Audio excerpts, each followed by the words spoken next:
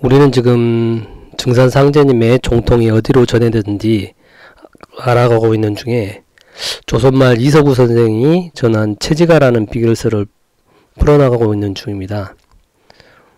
앞서 살펴본 바처럼 뱃놀이와 초당의 본금을 간단히 요약하면 이렇습니다. 뱃놀이에서는 찾아가세 찾아가세 청림도서 찾아가세라며 총림도사를 찾아가라 그렇게 알려주고 총림도사가 누구인지 알아라고 합니다. 그리고 청림도사가 태어나시는 무릉도원이 어디 있는지도 위치를 알려주죠. 경남 창녕과 함안군을 연계하는 남지철교, 그리고 함안군에 있는 작대사를 알려주었습니다. 그리고 계속해서 진주 남광철교, 성주사 계명산의 지명을 알려주었습니다. 이건 이제 달로레에서도 나옵니다. 그리고 초당의 본꿈에서는 보초교 차경석과 바둑을 두는 이치로 청림도사인 방구제수, 알련마는 어이 그리 철도 몰라라며 청림도사 성함이 반구제수, 즉 철자 제자라고 알려주었고 29일 주청림이라고 하여 29일은 소월이기 때문에 소월주, 청림도사 이렇게 해서 소월주, 그러면 성씨 조씨가 됩니다. 그래서 청림도사는 성이 조씨라는 것도 알려주었습니다. 그리고 체지가 곳곳에 그 정역에 관련된 부분이 들어 있습니다. 그리고 그 뱃놀에도 보면 정역에 나온 수석북지, 수조남천의 개벽이치, 이게 따르면 물 수국세상이 되기 때문에 뱃놀에가 나오게 되고요. 그리고 초당의 본꿈에서 오선이기한 자체도 바둑판이 후천 361 그대로 본따서 만든 게 바둑판이죠. 그래서 요 임금이 그 당시에 선천에서 이미 후천 세상을 내다봤던 거죠. 그렇기 때문에 선천에서는 그게 이루어질 수 없는 단주의 꿈이었기 때문에 그 부분은 후천에서 해오나라고 바둑판을 전해주신 거죠. 그게 지금 봤을 때는 잘 이해가 안 가실 수도 있지만 나중에 이제 정역을 보다 보면 왜 요임금께서 그때 안 된다고 단주께 후천을 기다리라고 하신지 이해가 가기도 합니다. 그건 차후 알아보기로 하고, 그 초당의 본꿈에서는 그 개벽이치와 상실음판 상황에 대해서 알려줍니다. 그때 상실음판이 1차 대전, 2차 대전, 3차 대전 공사를 보셨지만 마지막 3차 대전 부분은 탄화스님도 말씀하셨듯이 현무경 이면에 있는 수생호화 무상극질이라고 하셨듯이 그 상극이 없단 말씀은 전쟁이 없다라고 그렇게 말씀을 하셨는데, 그 부분은 상제님께서 그 말씀을 하세요. 동서양 싸움을 붙여서 이 기울어진 판을 바로 잡으려 하셨으나 워낙 짝이 틀려 겨루기가 어려우므로 병으로서 판을 고르게 된다 이렇게 말씀하셨습니다. 그래서 마지막 상실음판은 전쟁판보다는 병급으로서 정리된다는 말씀이십니다. 그러니까 왜 그러냐면 서양 세력이 동양으로 올 때도 상제님께서 천지공사할 때는 서양 세력이 동양을 넘어오는 걸 막으셨습니다. 밀어내시죠, 러시아를. 왜냐면 밀어내시지만 동양하고 서양의 위치를 바로 잡으시려고 했던 건데, 워낙 이제 서양의 세력이 워낙 강하기 때문에 지금 현재도 뭐 천조국인 유럽이나 미국을 동양이 만약에 전쟁을 한다고 해서 싸움 자체가 안 되죠.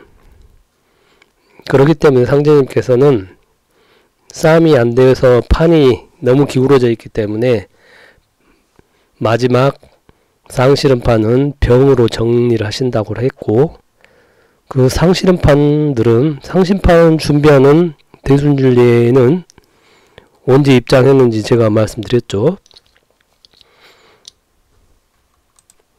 그래서 상시름꾼은 술고기나 먹고 낮잠이나 자면서 마지막 판을 벼르고 기다리는 거죠.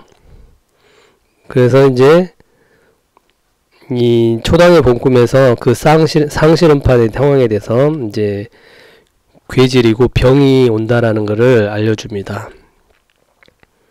하루아침에 갑자기 가을 된다는 얘기죠.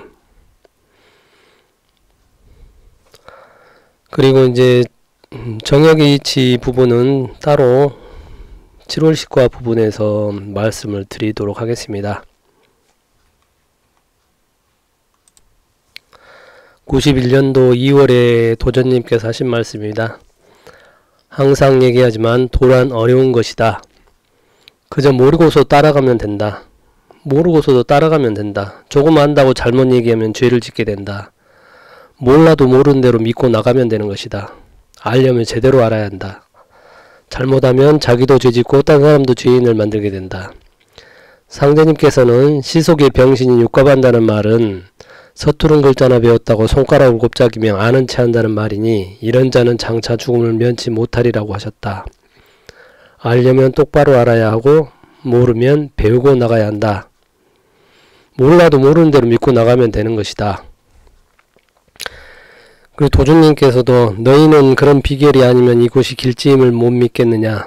비결은 비결이고 진리는 진리니라 라고 말씀하셨습니다.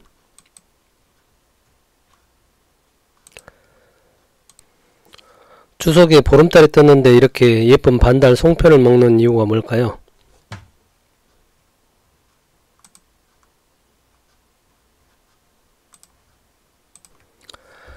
요즘은 밤에 달을 볼 일이 거의 없죠. 항상 전등이 켜져 있기 때문에. 근데 이제 전등이 없었을 때 인류는 오랫동안 달을 보면서 무슨 생각을 했을 겁니다. 무슨 생각을 했을까요? 달을 보면서 많은 사람들이 소원도 빌기도 하고 억울한 한도 서려 있기도 하죠. 여기 채지가 달노래에서는 이제 선천이 끝나고 후천 개벽을 맞아서 상제님 유지를 받으실 청림도사께서 섣달 초사흔날 즉 12월 4일에 탄생하실 것을 알려주고 있습니다.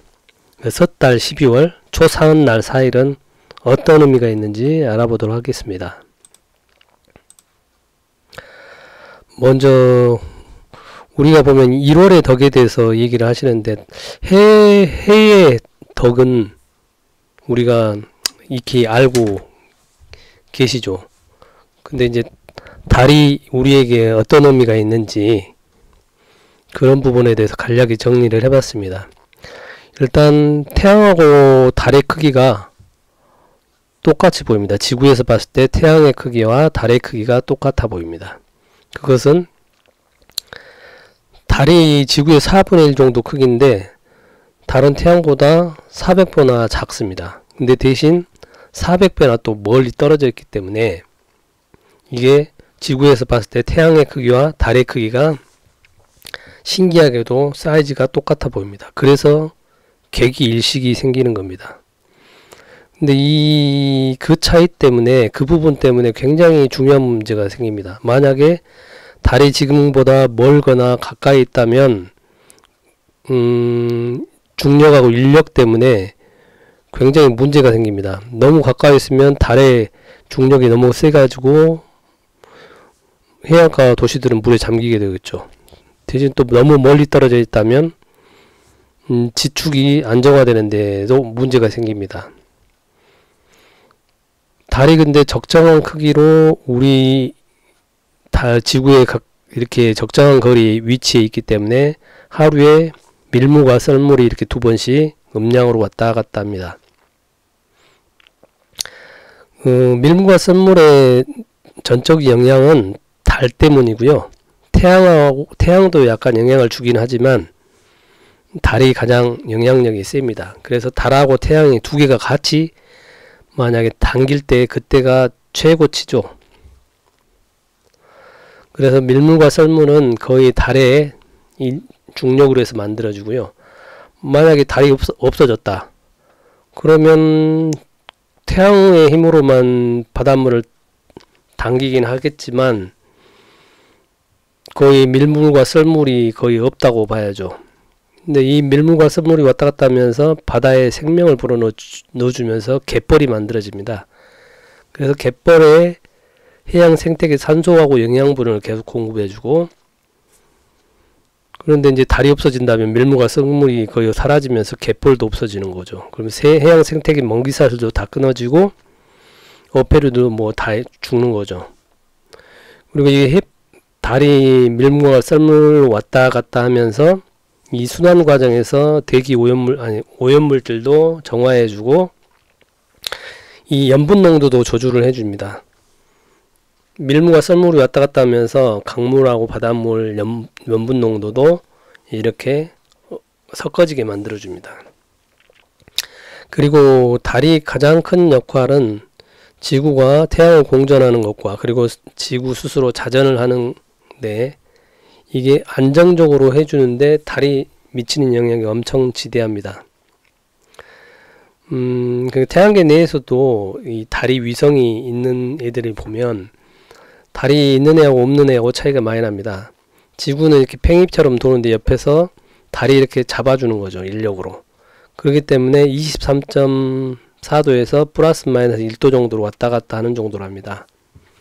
자전축이. 그래서 이렇게 지구의 자전축이 굉장히 안정적인 거는 달이 이렇게 지구를 옆에서 잡아주고 있기 때문이죠. 만약에 달이 사라진다. 그러면 지구는 막 팽이처럼 막 마음껏 요동치면서 난리가 나는 거죠. 그래서 달이 사라지면 이라는 그 네이처에 실린 연구에 따르면 달이 없어질 경우에 지구의 자전축 각도는 0도에서 85도 사이로 막 아주 요동치면서 다니게 된답니다. 그렇게 되면 지구가 뭐 날씨 변화가 얼마나 극심했겠습니까? 지금도 23.4도 나오니까 사계절이 생기는 건데 만약에 달이 없어졌다면 0도에서 85도 사이로 왔다 갔다 하면 뭐 추위 더운 거 적도에서부터 북극까지 기온을 다 체험을 할 수 있는 거죠. 그래서 날씨 변화가 극심했겠죠.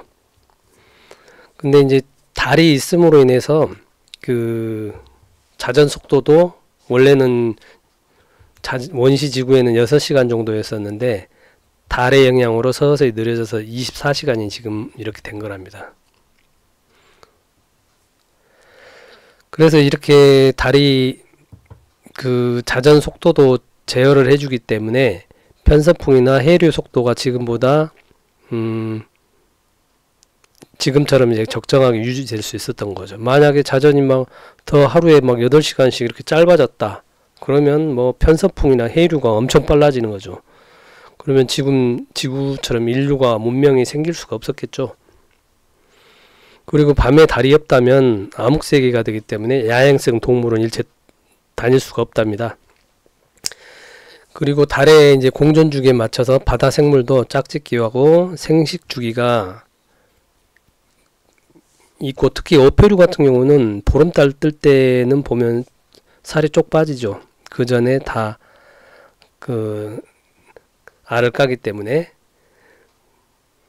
그래서 이게 달하고 조개하고는 굉장히 어패류하고는 그 달하고 밀접합니다. 그 생식주기하고. 특히 그래서 우리 인간도 여성들은 생리주기가 달의 영향을 받는다고 하죠. 그래서 그 생리도 월경이라고 하듯이 아무튼 달이 우리가 생각한 이상으로 엄청 많은 영향을 줍니다.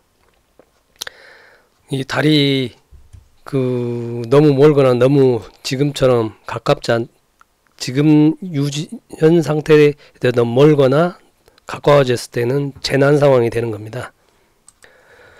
그리고 정의격에서도 봤을 때 북극에 비가 녹을 때 그때 인력이 바닷물에 그 양이 늘어나기 때문에 그게 엄청나게 크게 밀물과 썰물의 폭이 커질 것 같다는 생각이 듭니다. 우리가 예를 들어서 이런 질문을 누가 하더라고요. 일월광이 쭉 온몸에 세포로 비춰주라고 이런 말 할 때 왜 일월광이 뭐냐고. 그게 이제 해의 덕과 달의 덕이 있는데, 우리가 생각했을 때 달하고 해가 두 개가 다 비쳤을 때는 음량으로 완벽한 빛이, 어마어마한 빛이 몸에 비친다는 그런 뉘앙스라고 얘기를 해준 적이 있는데요. 아무튼 이 달의 덕은 우리가 상상하는 것 이상으로 굉장히 인류에 영향을 많이 미친다는 거. 이 외에도 더 많은 사유들이 있을 텐데 제가 모아본 거는 이 정도입니다. 자, 달노래를 보시면 다른 여러 사람들의 달들이, 누구누구의 달이 이게 다 있더라고요. 그리고 여기는 달노래에서는 바로 청림도사 탄신일, 생일을 바로 알려줍니다. 달아 밝은 달아 이태백이 놀던 달아 보름달은 온달이요 나흘달은 반달일세. 우리가 찾는 달은 지금 보름달이 아닙니다. 반달을 찾는 겁니다. 그 섣달이나 초 나은 날 반달 보고 절을 하세. 섣달은 12월이고 초 나은 날은 4일입니다. 그 반달을 보고 절을 하라고 한 겁니다. 근데 여기 보고 이게 누가 이상한 소리를 해요. 반달 보고 절을 하라니까 더 읽어보시면 됩니다. 대월이라 30일, 소월이라 29일. 이게 비교하는 겁니다. 온달은 대월이고 30일이고 반달은 소월이고 29일이라는 얘기예요. 그래서 그 말도 못 알아먹으니까 옥토는 만월이요 다시 알려주는 거죠.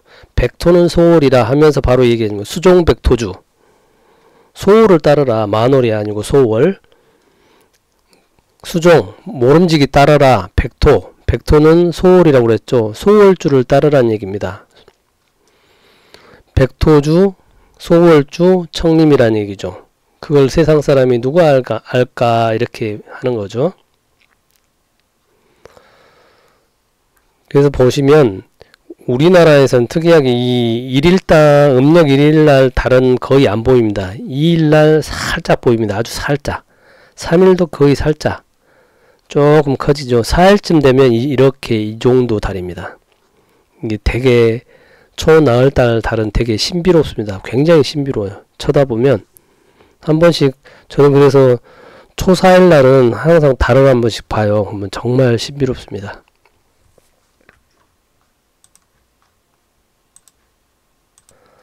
달노래 2편이나 초당의 복음에도 똑같이 나옵니다. 29일 찾아가서 주청림을 하였어라. 이러면 29일 소월을 말하는 겁니다. 소월, 주는 달일주, 소월주 합치면 청림도사 성씨 조자가 되죠. 이제 이거는 여러 번 반복했으니까 이제 넘어가고요. 그 다음에 유시해가지고 술시에 달이 비쳐 하면서 앞에 있는 달을 이리 끌어들입니다. 동해단천 비친 달이 비친 곳에 비치련만 산양 산남 비친 달은 산음산복 몰랐던가 군수누대 선두고리오 향양 화목 이위춘이라 흑운 속에 숨은 달이 벼랑간 밝았거든 개벽천지 열렸도다 문명시대 되었던가 완월로에 높이 올라 여순건건 만났던가. 이 부분은 정역에 대한 얘기인데 제가 뒤에서 다시 설명하고요. 일단 넘어갈게요. 예, 그래서 이제 완월루에 높이 올라 달 구경을 하는데 쭉 보니까 금강산은 명산이고 일만이척 높은 봉에 봉봉이도 비쳤고 12지천 금불 보살 강림하여 내릴 적에 우리 상제님 아니시냐 고대 춘풍 받았더니, 고대 춘풍은 도시춘 봄바람이 이렇게 불기를 고대하고 개벽이 되기를 고대하고 바랐더니 하지 여름하지 또 여름이 계속 여름이라. 아무튼 그게 끝나면 우리 상제 우측문을 열어놓고 대신문을 열어놓으니 신명따름 이때로다 라고 얘기를 하십니다. 우리가 보는 달의 의미가 있는 거는, 원래 달은 보름달 아니면 이렇게 반달, 초승달만 두 가지만 의미가 있습니다. 나머지 달은 별 인류에게 의미가 별로 없어요. 그래서 이제 그냥 참고 삼아서 달을 세계인들은 어떻게 보는지 MBC에서 해놓은 게 있더라고요. 우리 동양에서는 한중일은 이게 토끼로 봅니다. 토끼. 그리고 두꺼비로도 봅니다. 왜 두꺼비로 보냐면 그 활 잘 쏘는 예라는 신과 그 와이프가 항아가 있습니다. 항아 여신이 달에서 두꺼비로 변한 그 전설이 있는데, 아무튼 이 남미에서도 이걸 두꺼비라고 생각하는 부분은 아마도 옛날에 동이족들이 베링어를 건너서 북미를 거쳐서 남미까지 갔던 것 때문에, 그래서 요즘에는 남미에 가보면 윷놀이도 있고 태극문양도 있고 그런 연구 결과들이 많이 있고, 거기다 신전들을 이렇게 지은 거 보면 우리 고구려에서 홍산 문명에 있는 똑같은 신전들이 이렇게 나옵니다. 피라미드 식으로 쌓은 게. 아무튼 그런 거 보면 재밌는데, 서양에서는 뭐로 보냐면 이 찢게 달린 개로 봅니다. 유럽에서는. 그리고나 책을 보는 여인으로 봅니다.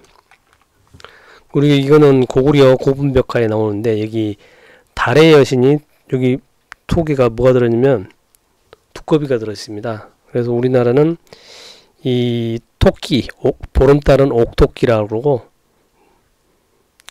두꺼비가 들어있다고 이렇게 봅니다.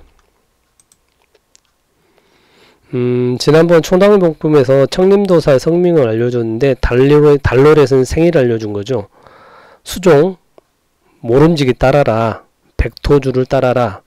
백토는 소울이라고 그랬죠. 백토는 소울이기 때문에 소울 합치면 초자, 달물초자, 불초소생 뭐 이렇게 얘기하지 않습니까? 근데 그 기원은 맹자가 만장편에서 불초하단 말을 쓰면서 이렇게 후세에 불초란 말이 단주를 한 맺히게 만들었던 단어가 됐죠.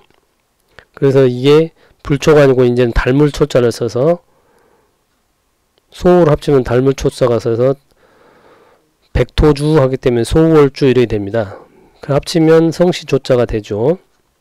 이제 이걸 뭐 부인하기는 어렵겠죠. 그래서 결론적으로 청림도사 조씨를 따라라. 조청림이 되는 거죠.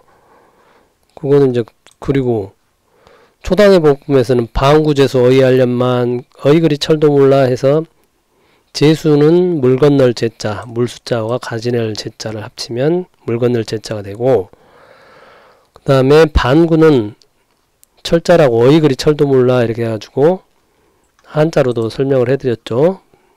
철자는, 이 밝을 철자는 절구죠. 절은 반으로 자르다는 반자하고 똑같습니다. 그래서 반구입니다. 우리나라 사람들이 이게 거끌절자로 이렇게 자꾸 써서 그렇지, 이게 절반, 반절이란 뜻이 이렇게 한문에 있어요.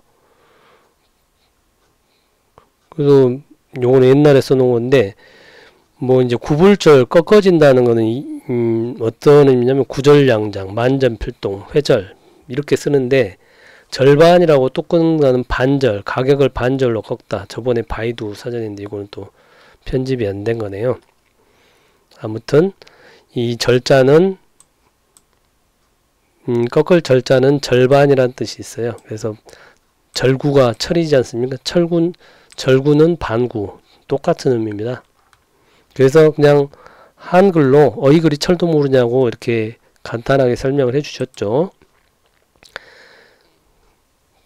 그리고 이제 아까 이제 정역의 이치가 들어있다는 부분에 대해서 설명하겠습니다. 달로레를 하면서 정역의 이치가 들어있다니까 참 그런데요. 어떤 부분이냐면 유시해가지고, 유시해가 지죠. 상제님께서도 기위에 그러니까 돌아가시고 술시에 달이 비쳐. 이제 달이 이제 뜨죠. 근데 이제 달도 해처럼 동쪽에 떠요. 동해던천 비친 달이 비친 곳만 비치련만. 말이 되게 이상하죠. 이거를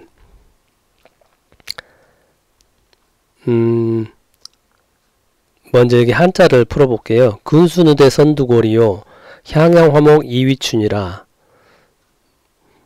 이게 무슨 말이냐면, 누대 정자, 누대 정자에 물 가까이에 있는 누대 정자는 먼저 달을 얻고, 저는 여기 있는데 물이 있는데 방향의 저쪽에 있는 누대가 있는 정자가 있는 곳에서는 달이 먼저 뜨면 저쪽이 가까운 데서 달을 먼저 얻을 수 있다는 거죠. 저보다 먼저. 그리고 향양, 양지 바른 곳을 향하고 있는 화목, 꽃나무들은 이위춘, 쉽게 봄이 될 수 있고 봄을 맞을 수 있다는 얘기죠. 이 시는 이제 북송 때 소린이라는 사람이 범주엄이라는 사람한테 권력자한테 이제 인사청탁하면서 보낸 시입니다. 그래서 이게 세 가지 뜻으로 주로 많이 쓴다고 합니다. 먼저 권력자에게 접근해서 그 덕을 본다. 그리고 매간매직 청탁을 한다. 세 번째는 그 정자나 이렇게 양지 바른 곳, 배산 임수의 뛰어난 지리적 위치를 찾을 수 있는 그런 능력, 뭐 그런 의미가 또 있다고 합니다. 근데 여기 주로 근수누대라고 하면은 권력자에 붙어가지고 빌붙어서 잘 먹고 잘 산다 이런 뜻으로 약간 비아냥되면서 쓰더라고요. 근데 여기서는 비아냥의 의미보다는 좀 다른 의미입니다. 비슷하긴 한데요. 그러니까 소린이라는 사람이 이 사람도 참 보통 사람은 아닌 것 같아요. 자기 인사청탁할 때 뭐 물건 싸들고 돈 싸들고 가서 저한테 좋은 직위를 내려달라고 한 게 아니고 이게 멋진 시를 써가지고 주니까 범중엄도 보고 알아먹은 거죠. 그래서 이 사람한테도 적당한 직위를 내려주죠. 그러니까 옛날에는 이 중국도 과거제도가 정착된 건 원나라기 때문에 이 당시에는 그 주로 재상들이나 권력자들이 이 사람 괜찮다고 추천해주는 식으로 그 공직에 들어갔기 때문에 추천이 필요했던 거죠. 그 소리는 근데 이렇게 어떻게 보면 이 사람도 참 멋진 사람 같아. 저런 멋진 시를 써가지고 자기한테도 적당한 자리를 좀 달라고 이렇게 한 거니까요. 근데 이 시하고 여기하고 무슨 뜻이냐 연결해서 해석을 하자면 이렇습니다. 동천에 뜬 해님과 달님은 제가 해석한 겁니다. 비친 곳만 계속 비치십니까? 왜 그러냐면 해나 달은 동에서 서로 뜨지 않습니까? 그래서 해가 뜨는 길은 황도라고 그러고 달이 지나가는 백도라고 그러는데 보면 달이나 태양이 지나가는 거리가 각도가 5도밖에 차이가 안 난답니다.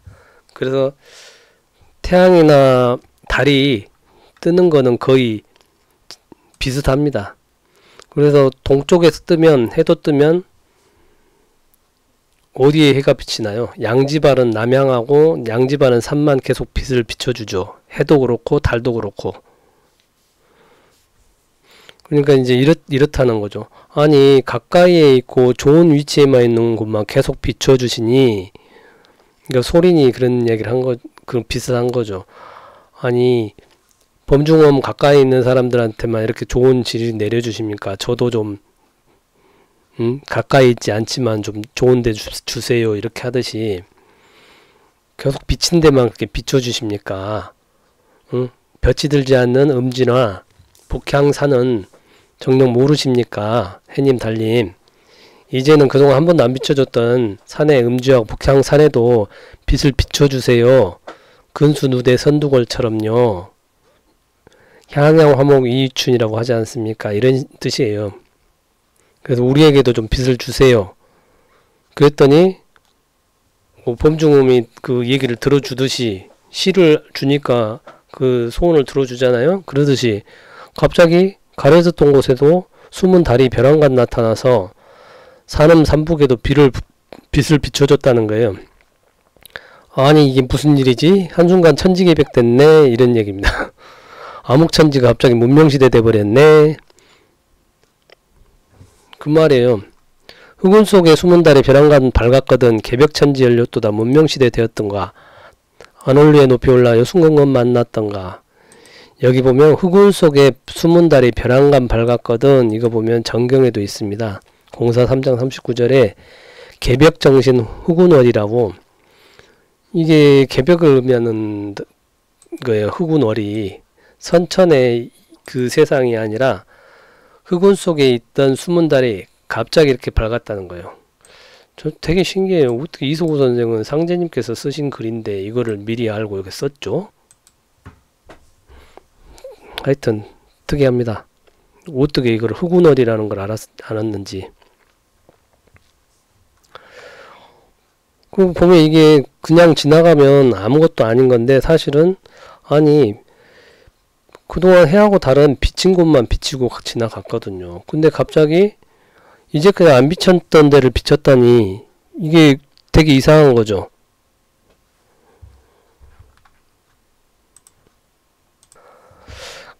정역을 하는 사람들 중에는 지축이 정립한다는 부분은 공감하는 사람이 대부분이고, 근데 남북극이 이동한다, 극이동이 이동한다는 부분에 대해서는 다 대부분은 의문이고 일부는 찬성하고 이렇게 나눠지더라고요. 그래서 이게 설이 다르다 보니까 정확히 이게 맞는 건지 어쩌면 저도 결론은 못 내리겠어요. 근데 체질가에 있는 이 구조를 보면 산음삼북을 몰랐던가 산음삼북에 벼랑간 발각 빛이 들어왔다 이런 이야기를 보면 이거는 극이 이동했다는 얘기입니다. 사실은 그렇지 않고서는 빛이 비칠 수가 없으니까요.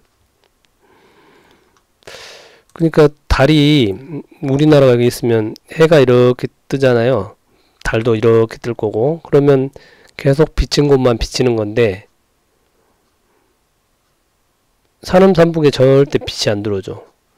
이렇게 극이 이동해서 이렇게 돼야 해가 서쪽에서 뜨네 해야 그동안 볕이 안 붙였던데 이곳에 산음삼북에도 빛이 들어오는 거죠.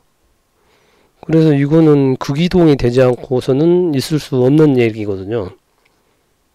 참 뭐라고 말씀드리기 되게 어렵네요. 아무튼 그렇습니다. 아무튼 개벽정신은 흑운월이라고 검은 구름 속에 흑운 속에 숨은 달이 갑자기 이렇게 밝아진다는 이야기입니다. 후천이 올 때도 이렇게 우리가 알 수 없게 별안간 이렇게 밝아진다는 거죠. 여기서 달놀이에서 하고 싶은 얘기는 이런 거죠. 소월주 청림도사에 달이 떠가지고 산음삼북에도 빛을 비춰준다, 이런 뉘앙스로 지금 노래가 나오는 겁니다. 이게 그래서 보면 이게 정역의 위치에서 또 이게 맞아요. 상제님께서도 후천에는 약한 자가 도움을 얻으며 병든 자가 일어나며 천한 자가 높아지며 어리석은 자가 지혜를 얻을 것이요 강하고 부하고 귀하고 지혜로운 자는 다 스스로 깎일지라. 다 뒤집어진다는 얘기거든요. 이게 옛날에는 그냥 좋은 말이네 이렇게 생각을 했어요. 근데 정역 괴를 갖다 놓고 보면 진짜 이게 수미가 도치된다고 얘기를 하거든요. 뒤집어진다고. 뒤집어져요. 그러니까 복귀 8개하고 정역하고 보면 천지가 뒤집어져 있어요. 그리고 뒤집어진다고 해석을 충분히 할 수 있다는 거죠. 아무튼 근데 그 부분에 대해서는 지축이 정립한다는 거에 대해서는 상당수가 정역을 연구한 사람들이 그럴 거라고 타너 스님이 얘기를 하셨으니까 생각을 그렇게 많이 하더라고요. 근데 이제 극이동 부분에 대해서 북극과 남극이 뒤집어진다, 이 부분에 대해서는 다들 입을 다물고 계십니다. 각자 판단하시기 바랍니다. 방금 전에 이제 그리고 유시해가지고 술시에 달이 비쳐 그러면 해와 달이 나오지 않습니까? 요순건건 만났던가, 이 상징에 대해서 얘기를 할게요. 상제님께서 그 이야기를 많이 하시지 않습니까? 나는 후천의 당뇨다. 그러면 또 후천에 순도 있는 거죠. 그 역할이 도주님인 거죠. 상제님이 태양이시라면 도주님은 달이란 얘기예요. 이 두 분의 음양으로 합덕으로 천지 개벽을 하신다는 얘기죠. 그래서 달놀이가 있는 이유는 후천은 월수세계를 상징하는 음의 세계니까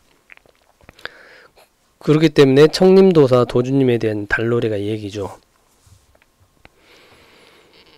그래서 이 달노래를 태양신 숭배사상하고 음에이친 이제 초승달 관련해서 달노래를 제가 풀어볼게요. 그걸 보면 태양 태음력에 이게 12월 4일이 그냥 괜히 저게 괜히 생긴 달이 날짜가 아니라는 거죠. 그 얘기를 말씀드리려고 하는 겁니다. 고구려 고구문벽화에 보면 이게 용입니다. 용.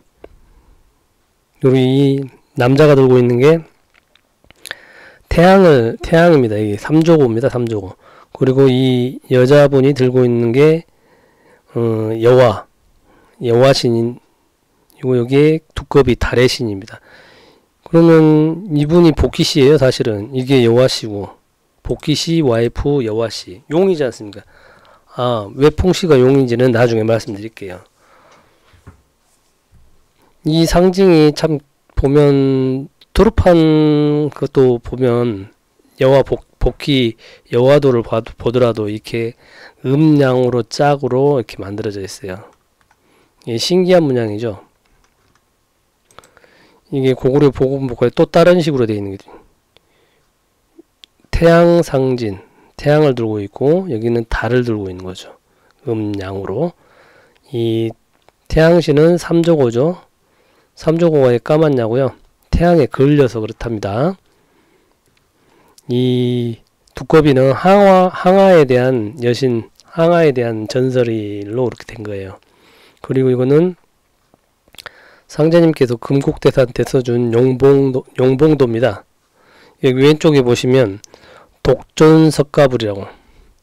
선천에서는 음양이 합탁되지 않고 독음독양이기 때문에 약간 그런 문제점이 있는 부분 때문에 상제님께서는 용봉으로 상징으로 남겨놓으셨어요. 음양으로. 상제님이 용이면 도주님이 봉인 거죠. 그렇듯 이 음양을 짝을 맞춰놔요. 요거 보면 봉이 있죠. 신선이 봉 타고 있고 이쪽 신선은 용을 타고 있죠. 이게 각조청에 있는 우리 고구려 고구문벽화에 있는 겁니다.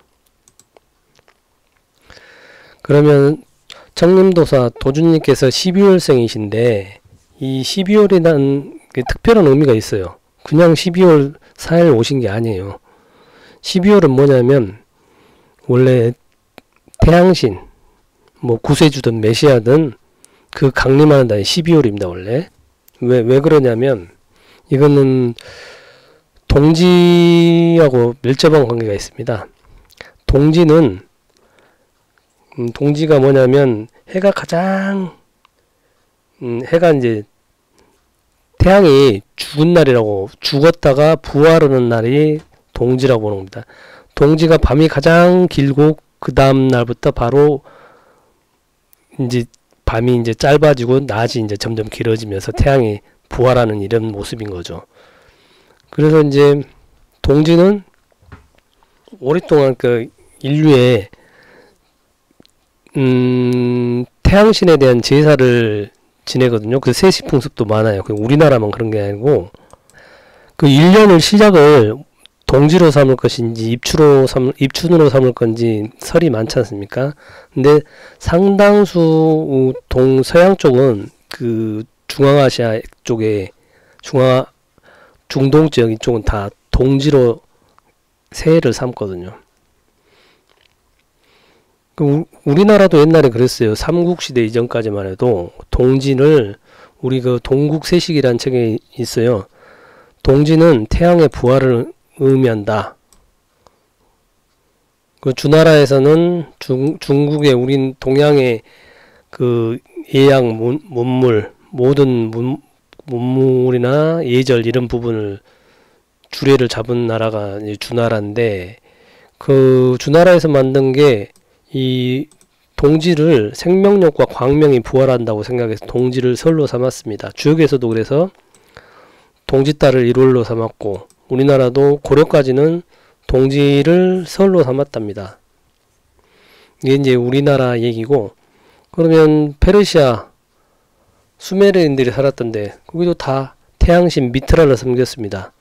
미트라가 이제 조로아스터 이슬람 번성하기 훨씬 전부터 동지인 12월 25일을 미트라 탄생일로 여겼죠. 그래가지고 각종 이제 동지 축제를 항상 벌여요. 동양에서도 그러면 서양에서도 마찬가지. 중동 지방에서 이 미트라 신앙이 되게 강했어요. 근데 이게 이제 이 문화가 로마로 건너가면서 미트라 숭배사상이 풍습이 엄청 퍼졌죠. 그래서 로마에서도 미트라를 태양신이자 전쟁신으로 받아들였고, 그게 이제 나중에 기독교가 밀라노 칙령으로 그 공인되고 그 후에 교황 리베리우스가 이제 그 태양신 축제일을 갖다가 예수 탄생일로 만들어 버려요. 그래서 12월 25일이 크리스마스로 굳어져 가지고, 사실은 예수님은 그때 태어나신 게 아니죠. 원래 이제 미트라신 축제날인데 그거 이제 기독교로 대체된 거죠. 그게 그래서 예수 탄생일로 바뀌는 거죠. 원래는 기독교가 아니니까 미트라 숭배 사상을 흡수한 거죠.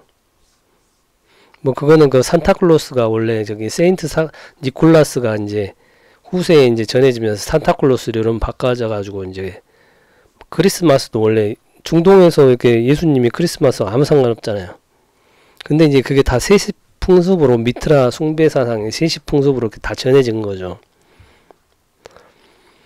그래서 크리스마스는 태양신이 부활하는 날이고 동지의 또 다른 변형된 형태의 그 세시 풍속인 거예요. 그래서 전 세계 사람들이 크리스마스를 특별하게 생각하는 거예요. 꼭 그게 그 예수님 탄생일이 전혀 상관없지만 이게 동서양이 비슷하다니까요. 그래서 이제 항상 12월에 태양신이 부활한다 이런 생각이 있어요. 그래서 천손이 그때 오시고 성인 구세주가 다 그때 오신다고 이렇게 인류 뇌리에 그게 내재되어 있어요. 그런 생각이. 면면이 이어져 오는 거죠. 그 미트라 신앙이 곧 중동에 있던 거 뭐 그게 미트라 신앙이 그 인도 가면 마에투리아가 메시아 다 이게 중동에서 다 나온 거잖아요. 다 같은 어원이 같지 않습니까? 미트라, 마에투리아, 메시아. 이게 미륵 신앙이 여기서 나온 거죠. 미륵 신앙도 원래는 중동에 있던 게 우리나라 이렇게 건너온 거죠. 근데 그것도 원래는 천손이 오시고 뭐 천선이든 이름이 다 태양신이든 성인이든 구세주든 메시아든 뭐 이름은 다 하나예요. 그분이 12월에 오신대. 동지무렵에. 그래서 12월에 되게 의미가 있고, 그래서 12월 달에 애를 낳으면 동방박사가 와서 이렇게 찾듯이 그 천문관들이 그 12월에 태어난 아이들을 찾습니다. 그 중에서 성인이 나올 걸로 생각하고. 그래서 12월에 애가 낳기 위해서는 애를 임신을 언제 해야 되냐면 2월 달에 해야 되는 겁니다. 2월 달에. 그래서 또 2월 달에 축제를 열어요. 2월에 축제를 열어서 수태가 돼야 10개월 지나서 12월 달에 성인이 나온다 이거죠. 그래서 이제 그 2월에 축제를 또 태양신 미트라 신앙 밀접한데 그게 이제 또 기독교화 되면서 그게 이제 발렌타인데이로 또 바뀌죠. 그렇듯이 아무튼 이 12월 달은 태양신이 강림한다. 구세주가 메시아가 오신다. 미륵이 오신다. 그게 이제 12월 달에요. 동지 무렵에 오신다는 거죠. 아, 그리고 이게 크리스마스 트리는 원래 기호는 이렇게 많이 이렇게 보시는 분들이 있어요. 원래 이렇게 당목, 신목에다가 오방색 천을 묶던 것 풍습이 뭐 우리만 그런 게 아니고 여기 티벳에서도 그렇고 그 유목민족들 사이에서는 몽골에서도 그렇고 이렇게 다 막 묶어요. 이게 저쪽으로 넘어간 거죠. 그래서 이렇게 나무에다 장식을 이렇게 하는 거죠. 온갖 것들을 달고 소원을 비는 거예요. 이게 크리스마스의 오원이죠. 12월 달은 그래서 구세주든 메시아든 성인이 나오기를 기대하는 달입니다. 모든 인류의 염원이 동지 무렵에 성인이 오신다고. 그래서 12월이 의미가 커요. 다음에 4일에 대해서 알아볼게요. 4일. 초 나은 날. 이게 지금 광주 망월동에서 4일날, 초 4일날 찍은 사진인데, 이 위에 있는 게 금성입니다. 이게 금성, 이게 중동에 있는 아랍 국가들의 국기, 그거 똑같죠? 근데 사실은 이게 우리나라뿐만 아니라 이게 동이족에서 오랫동안 이 전통이 있어요. 어떤 전통이냐면, 이때 천손이 강림하신다고, 천자가 나신다, 이런 생각이 있어요. 천자라 뭐라고 해야 되냐? 천손강림.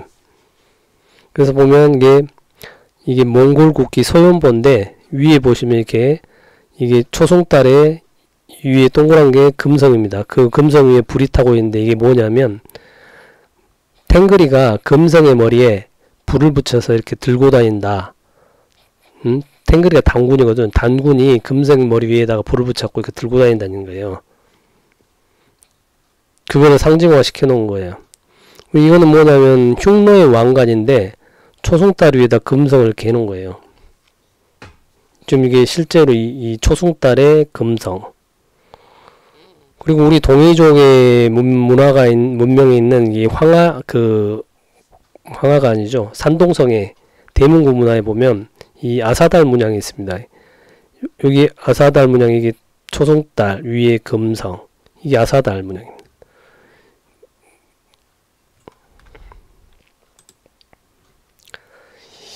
그래서 달과 금성이 달린 게 터키 국기로 많이, 터키뿐만 아니라 중동 지역에 있는 국가들이 많이 쓰이는데요. 이게 대부분 사람들이 이게 이슬람의 상징이라고 생각하는데 그게 아니고 동이족 문화가 중앙아시아로 이렇게 전파된 겁니다. 그래서 유목민족들 사이에서 천손 강림 사상에서 이렇게 비롯된 상징입니다. 이게. 그러면 이게 태양인 아버지하고 달인 어머니가 만나가지고 자식인 금성을 낳았다는 거예요. 그게 아사달 문양이라고 해요. 그럼 이게 보킷이 자를 들고 있는, 기역자 자 들고 있는 보킷이 여호와씨 사이에서 이렇게 자식이 낳은 상징적인 표현처럼 태양과 달의 1월의 자식인 금성이라는 뜻입니다. 이게. 그래서 이 천문현상을 갖다가 반영한 것이 천자 개념이 이게 월성기, 기로 만들면 월성기고요. 쉽게 말하면 초승달하고 금성 문양입니다. 이게 고대부터 이렇게 내려오는 신앙입니다. 이게. 그래도 우리나라 개천절도 단군이 10월 3일 개천한 게 아니고 환웅께서 10월 3일 초승달이 떴을 때 그때 하늘을 열었다고 개천절입니다. 원래 음력 3일 10월 3일인데 그냥 이게 양력 10월 3일로 개천절을 그냥 정했죠. 그래서 이게 개천절은 초승달 뜰 때 이렇게 하늘이 열렸다. 이게 초승달이 상징하는 게 굉장히 큽니다. 새로 시작한다. 그리고 이거는 천자의 상징이에요. 그래도 고구려 동명송왕 있잖아요. 동명송왕도 고주몽의 이름이 촐몬이에요. 촐몬. 촐몬이 뭐냐면 투르코로 금성이라는 뜻입니다. 촐본이. 그래서 고구려 수도가 졸본이지 않습니까? 졸본이 음이 홀본, 솔본 이렇게 됩니다. 이게 다 금성이라는 뜻입니다. 이게 히브리어로는 솔로몬이로 이렇게 바뀝니다. 아니, 그러니까 고구려는 촐몬이라고 해서 내는 금성의 자식이 천자의 자식이다, 하늘의 자손이다 이렇게 얘기를 하니까 신라도 웬걸 우리도 서라벌이 금성이라고 불렀지 않습니까? 다 그렇게 그 당시에는 이 금성이 해와 달의 자식으로 생각을 상징적으로 썼던 거죠. 특히 고구려 같은 경우는 이게 새에서 알에서 태어나지 않습니까? 이게 다 천자사상 똑같습니다. 박혁거선이 이런 것도 새가 알에서 태어난 건 태양의 아들, 태양이 품은 알인 거죠. 알. 태양하고 태양의 상징입니다. 그게 빛의 상징이고. 그리고 이 초승달과 금성의 문양이 우리 여기 아까 그 산동성에 있는 대문구 문화적 톡인데 신용화 교수님도 이걸 갖다가 그 아사달 문양이라고 하지 않습니까? 밑에 초승달 위에 금성.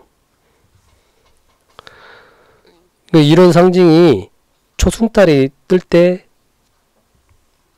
그 천자의 상징이랑 천손이 강림한다는 그런 생각이 있다니. 개천절도 그래서 3일이에요. 10월 3일. 10월 4일이 했으면 더 좋았겠는데.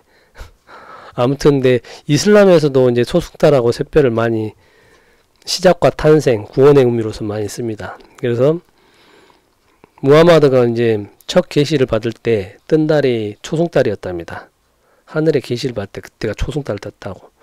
그리고 그 헤지라 할 때 메카에서 헤지라 야반도주 할 때 그날도 초승달이 떴다고 하고, 라마단 때도 초승달 뜰 때를 기점으로 해가지고 한 달 동안 단식한다고 하고, 아무튼 이슬람에서도 이걸 초승달 뜰 때를 신비한 새로운 시작, 그런 의미로 쓰고 있습니다.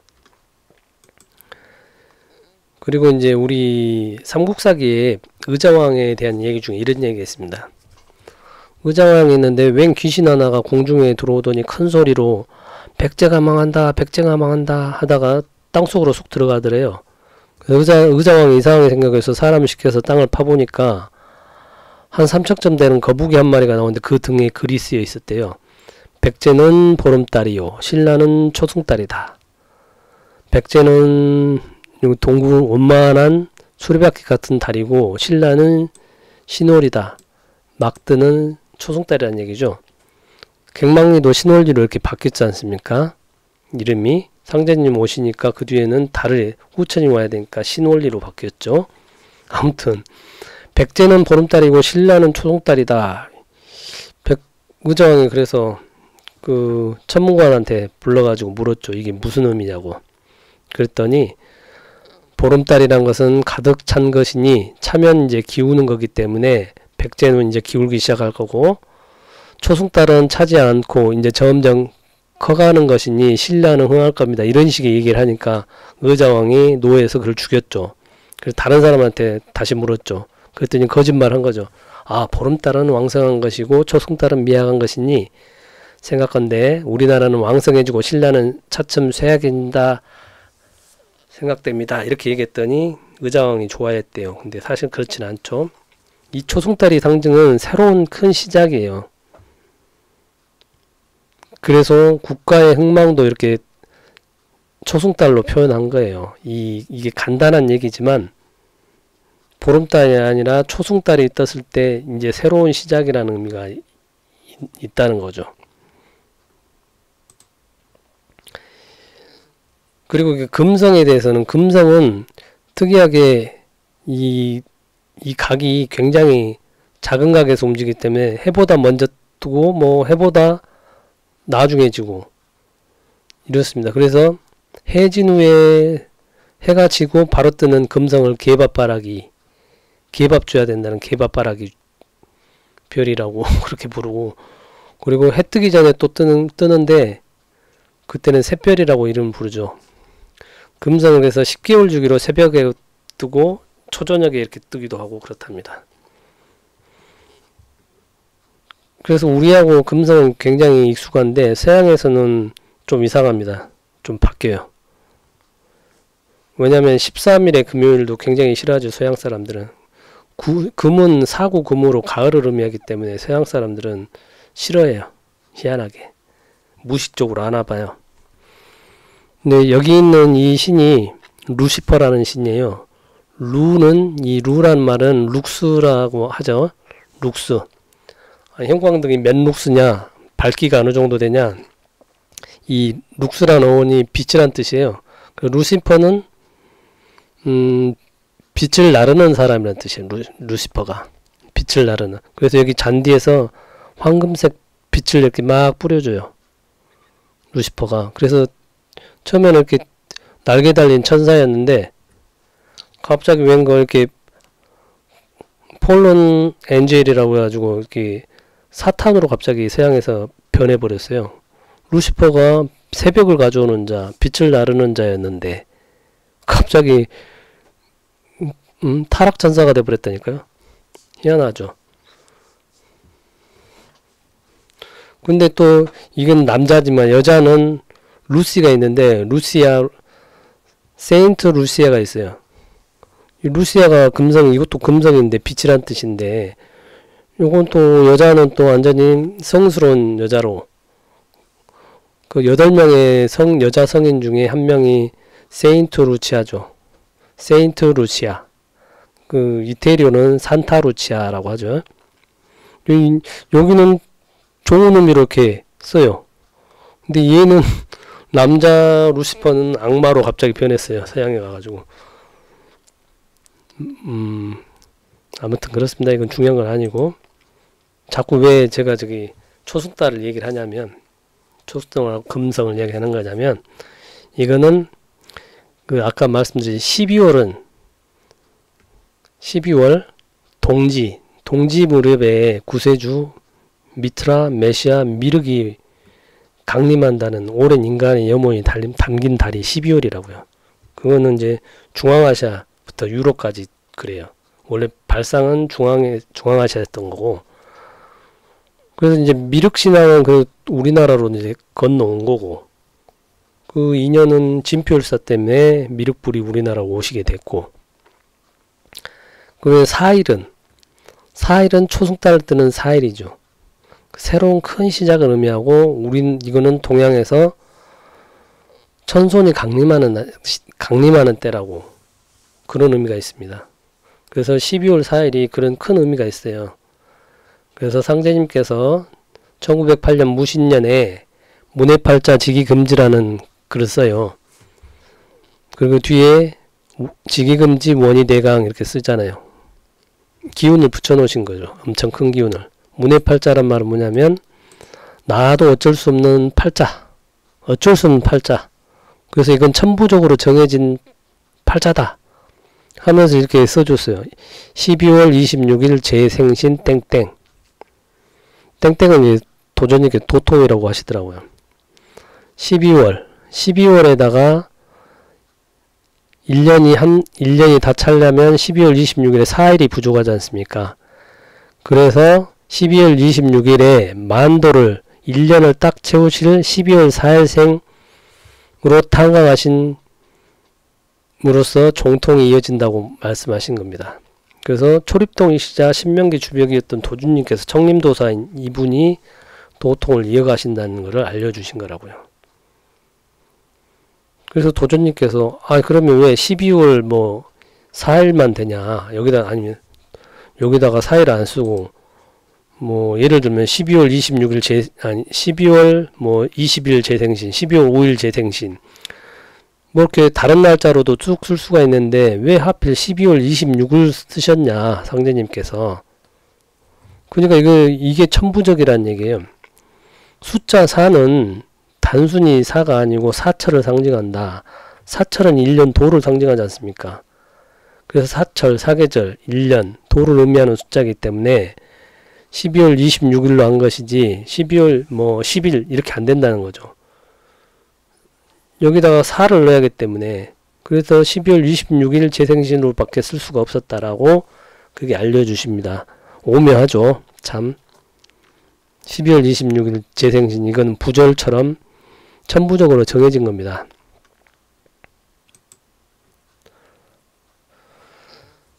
근데 이제 이 달노래에서 상자님께서 옥주문을 열고 이제 신명떨음 이때 하신대요.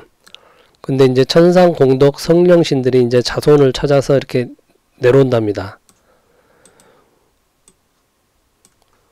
사람들이 그래요. 개벽이 되면 죽으면 죽는 거지 뭐, 이렇게 얘기하는 사람들이 많죠. 이번 생은 이렇게 가면 되지. 근데 여기서 보면은 그렇게 단순하지가 않아요. 개벽 시즌을 이건 조상신들이 자손을 이렇게 찾아오는 이유는 이렇게 된답니다. 이걸 읽어볼게요. 자손줄이 떨어지면 설렁신도 멸망된다. 희익낙낙 기뻐할지 한모통이 통곡이라. 뼈도 없고 싹도 없다. 영혼인들 있을 소냐. 화인저각 되었던가 너희 운수 가소롭다.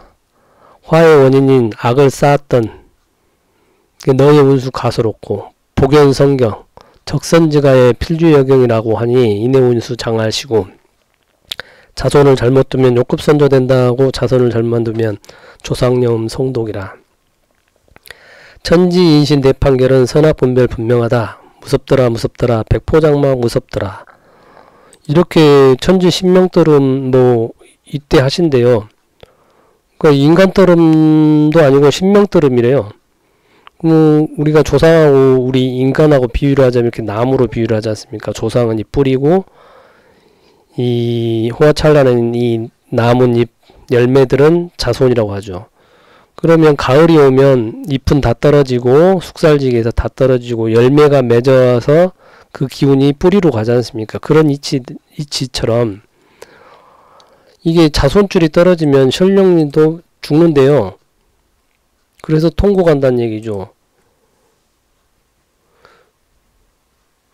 왜 그러냐면 자손이 끊어지면 뼈도 없고 싹도 없고 영혼도 없기 때문에 이게 설령신 신명떠름이 이렇게 돼버린다는 거예요.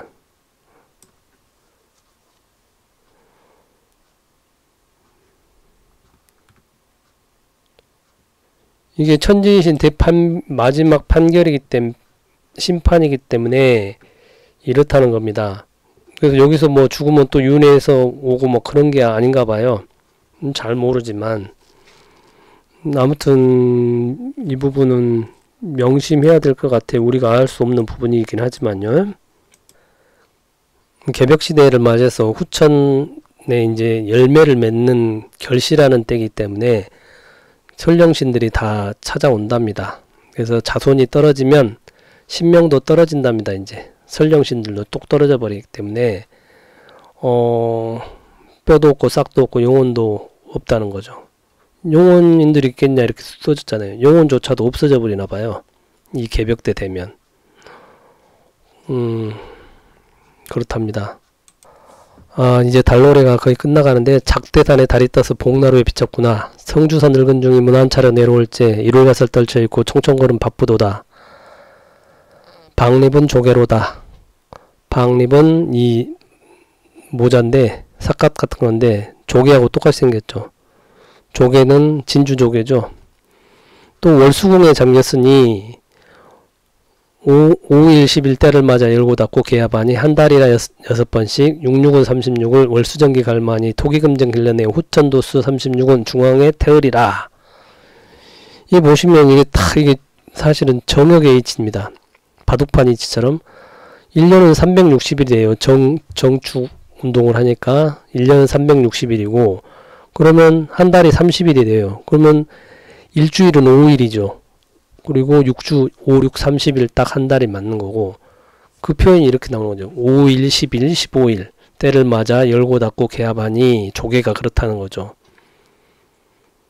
한 달이라 6번씩 한 달은 5, 6, 30 66은 36을 월수중기 갈마드니 달기운이 이렇게 갈마든다는 거죠.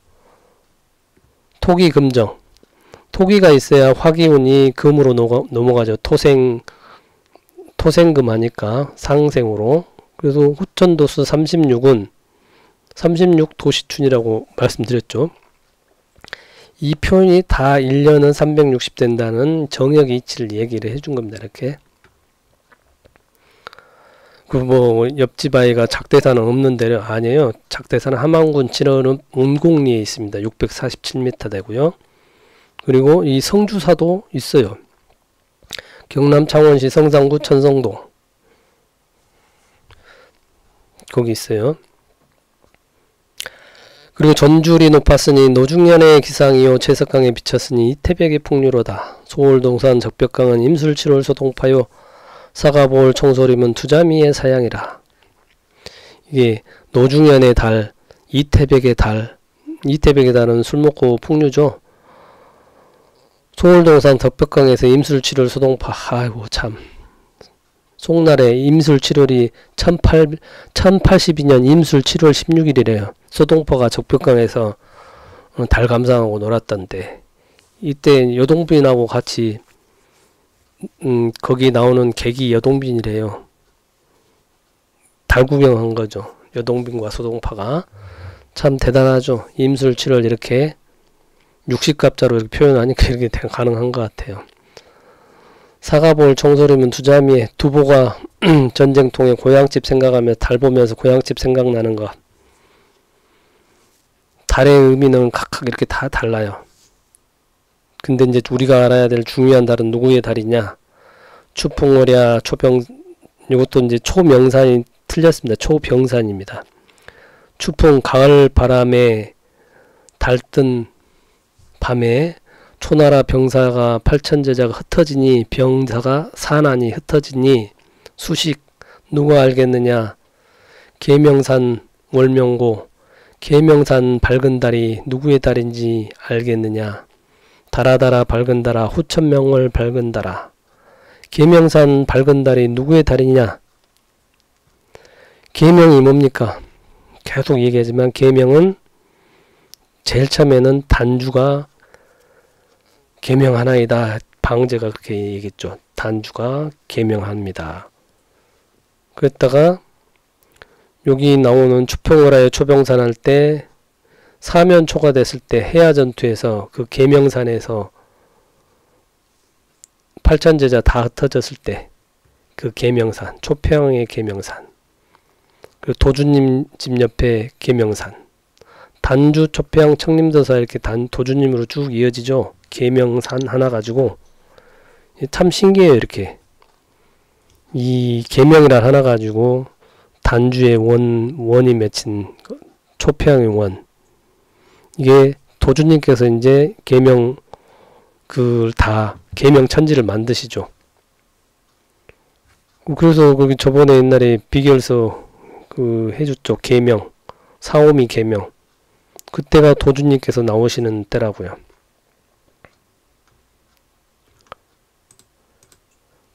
자, 우리 회룡제 경남 함안에 회룡제 옆에 계명산, 작대산, 성주사, 정암철교, 남광철교라고 그러죠. 이렇게 다 있어요. 없는 지명이 아닙니다. 그 뱃노래 제일 먼저 찾아가세 청림도사 찾아가세 그렇게 나왔잖아요. 강동제자 팔천이는 도강이사 홀제 초평이 풍일, 이 사람들이 왜 이렇게 같이 나와요? 저도 처음에 최지가가 쭉 읽다가 왜 이 사람 얘기들이 계속 반복되고 나오는지 몰랐어요. 그러다가 어느 순간 아, 이 사람들이 청림도사가 초평이고 단주구나 이런 생각이 들었는데 역시나 도전님께서 그렇게 얘기를 해주시더라고요. 달로레의 작대산에 달이 떠서 복나루에 비쳤구나. 성주산 늙은 중이 문안차 온다 할 때 여기 작대산, 도주님 생각에는 작대산, 그리고 여기 성주사,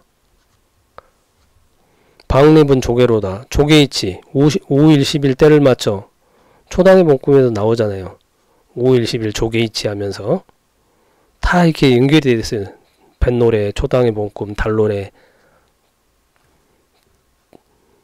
하나로 쭉 다 연결되잖아요. 계명이란 단어 하나 가지고도 다 얘기가 다 연결되고, 소월, 불초자잖아, 불추하다 다 연결이 되거든요. 이렇게 어디 뭐 빠질 데가 없잖아요. 다 맞으니까. 그리고 아까 이 성주사에 대한 얘기가 좀 이 부분에 대해 얘기하자면, 성주사가 계족산하고 연관지어서 하는 얘기가 있던데 그건 좀 근거가 없어 보여서 드리는 겁니다. 성주사는 저기 신라의 김수왕하고 화왕옥이 남방불교가 직접 전래됐다는 그런 전설이 있는 데인데요.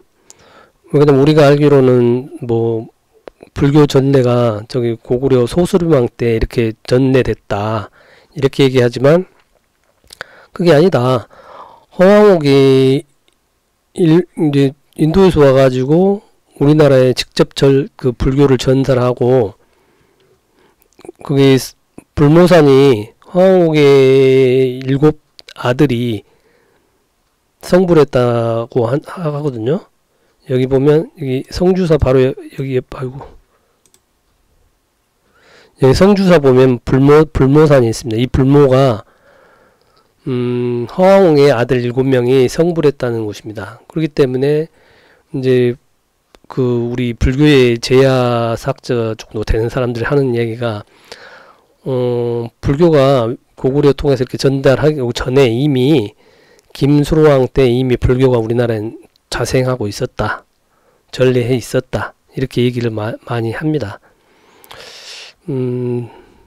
아무튼 그런데 뭐 근데 허황도 거기 뭐 여러 가지 설들이 많아가지고 아무튼 근데 단순히 설로 치부하기는 어려워요. 왜냐하면 신라는 요즘에 이제 중동하고 많이 교류를 하고 연구를 하다 보니까 이란하고 페르시아하고 그 왕족하고 결혼한 얘기도 많이 나오고 요즘엔 그게 이제 해석이 돼서 번역이 되고 나와요. 그게 나라가 어느 나라보다 신라라는 거예요.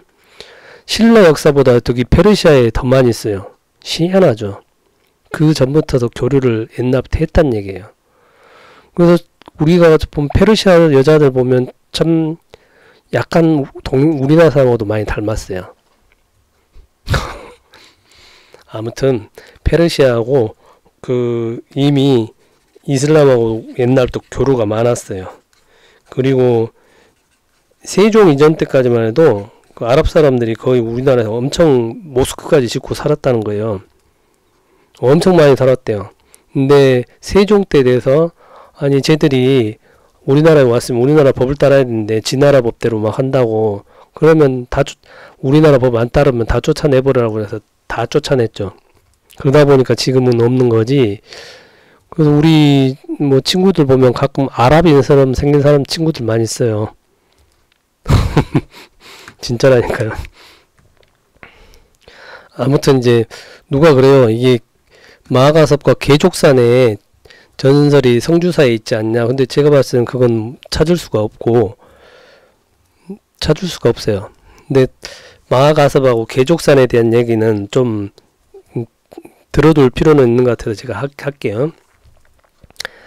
조당집을 사람들이 이제 불교에서는 잘 안 믿는데 이제 제가 좀 가공을 해서 말씀드리자면 이렇습니다. 조당집에 가면 마가섭이 이제 부처님 바로 다음 이으신 분이죠. 이제 칠흑길에서 경전을 1차 결집을 마치고 아난에게 자기 다음 계승을 시킨 뒤에 석가모니한테 전해받은 가사를 가지고 계족산에 들어가서 미륵불이 하생할 때까지 선정산매에 들어가서 기다리고 있다라고 이렇게 전설이 있다고 이렇게 얘기를 해요.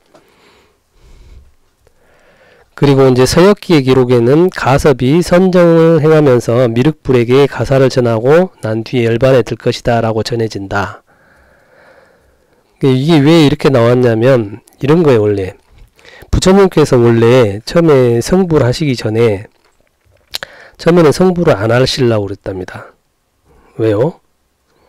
아니 나중에 미륵부처님이 오실 때 그때 성불하겠다. 왜냐면 이게 부처님께서는 그 미륵불이 오시기 전에 제가 먼저 가서 먼저 중생들을 좀 제도를 해 놓겠습니다 해서 오신 분이거든요. 그래서 미륵부처님이 오실 때 그때 기다렸다가 성불하면 대원만 도통을 할 수 있다. 그래서 그 열반에 이제 안 드시려고 그랬는데 근데 이제 다른 천신들이 부처님께 이제 부탁을 하죠. 지금 고해에 빠진 중생들이 이렇게 많은데 성불 하셔서 열반이 아니라 성불 하셔서 중생들 제도해 주세요. 그렇게 부탁을 하고 읍소를 하니까 그래서 부처님께서도 그때 성불을 하세요. 그래서 제일 먼저 화엄경 강의를 하시죠. 근데 그 화엄경은 깨달은 자가 바로 뱉은 말이라 너무 어려워서 아무도 못 알아먹은 거죠. 그래서 그 뒤로부터 이제 방편으로 이제 여러 말씀을 하셨죠. 근데 아무튼 이제 부처님께서 이제 나중에 미륵불이 오시기 때문에 미륵불이 오실 때 그 자기 이모가 만들어진 가사가 있어요. 가사를 마가섭에 주면서 그대는 지금 성불하지 말고 나중에 미륵부처님이 오시면 그때 이 가사를 미륵부처님께 전달하고 그때 성불을 하세요 이렇게 한 거예요. 그래서 마가섭이 그 부처님이 주신 가사를 들고 계족산으로 가요. 계족산은 뭐 닭발처럼 생긴 산이라고 하는데 아무튼 계족산을 가니까 산이 두 쪽으로 쫙 갈라지면서 그 마가섭이 계족산으로 들어가니까 산이 다시 닫혀요. 그러면서 미륵불이 오실 때까지 거기서 선정산매에 들어가지고 기다리고 있다는 겁니다. 그 전설이 그렇게 있는 거예요. 그러면 부처님 얘기도 사실은 상당 미륵부라고는 엄청 밀접한 거예요. 부처님 오시자마자 미륵부령 오실 것까지 다 생각을 하고 하신 얘기거든요. 근데 아무튼 우리나라에 그 계족산이 한 4군데 있답니다. 뭐 영월하고 대전, 구례 이렇게 있는데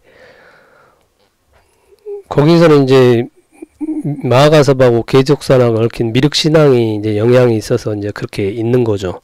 근데 여기 성주사하고는 제가 봤을 때는 별 상관은 없는데 누가 있다라는 식으로 얘기를 해가지고 제가 아무리 찾아봐도 그건 없더라고요. 아무튼 마하가섭하고 계족산, 미륵부라고 이 인도에도 이게 미트라, 메시아, 마이트리아 미륵신앙이 그 있었다니까 계속 이게 이제 우리나라 많이 이렇게 강렬하게 영향을 미친 때도 없었죠. 아무튼 그 인연으로 미륵불께서 우리나라 오시게끔 진표율사가 만들어 놓으신 거죠. 그리고 계명산 여기 함안군 군 홈페이지 가면 차면 이렇게 나옵니다. 그래서 이렇게 다 캡처를 해 놓은 거고요.